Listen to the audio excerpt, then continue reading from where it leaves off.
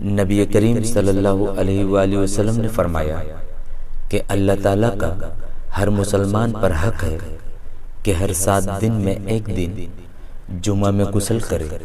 ابو ہریرہ رضی اللہ عنہ سے مروی ہے کہ رسول اللہ صلی اللہ علیہ وسلم نے فرمایا، اللہ کے ہاں سب سے افضل دن جمعہ کا دن ہے۔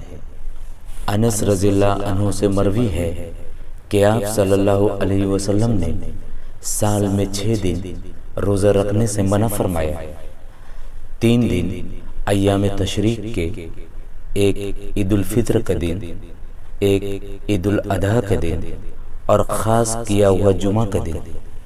عبداللہ بن عمر رضی اللہ عنہما سے مروی ہے، انہوں نے کہا کہ میں نے رسول اللہ صلی اللہ علیہ وسلم سے سنا، فرما رہے تھے، جب جمعہ کے دن تم میں سے کسی شخص کو اونگ آئے تو وہ اپنی اس جگہ سے اٹھ کر دوسری جگہ چلا جائے۔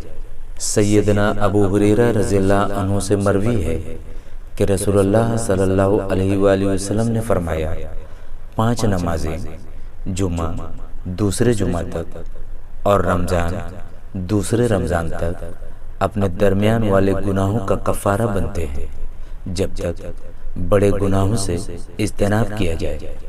انس بن مالک رضی اللہ عنہ سے مرفوع مروی ہے کہ جمعہ کے دن جس گھڑی میں قبولیت دعا کی امید کی جاتی ہے کو عصر کے بعد سے غروب آفتاب تک تلاش کرو۔